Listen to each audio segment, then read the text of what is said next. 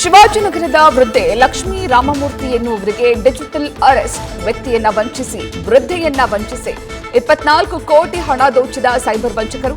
CCB cyber ಪೊಲೀಸರಿಂದ 5 ಆರೋಪಿಗಳ ಬಂಧನ.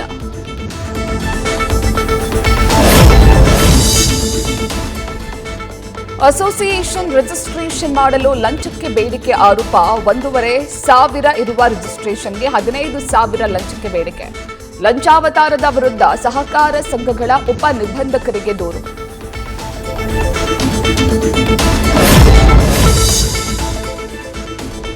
ಟೌನ್ ಹಾಲ್ ಬಳಿ ಜನತಾ ಅಭಿಯಾನ ಮಾಡುವುದಾಗಿ ಕಾಕ್ರೋಚ್ ಪಾರ್ಟಿ ಪೋಸ್ಟ್. ಅಭಿಯಾನಕ್ಕೆ ಅವಕಾಶವಿಲ್ಲವೆಂದು ಪೊಲೀಸ್ ಇಲಾಖೆ ಪತ್ರಿಕಾ ಪ್ರಕಟಣೆ. ಪೊಲೀಸರ ಎಚ್ಚರಿಕೆ ಬೆನ್ನಲ್ಲೇ cockroach party silent.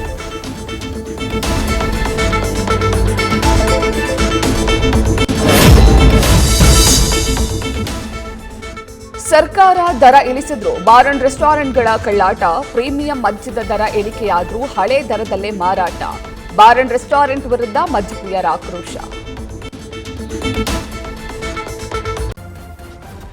News first ನಿರ್ಭೀತಿಯಿಂದ ನಿಮ್ಮ ಪರವಾಗಿ.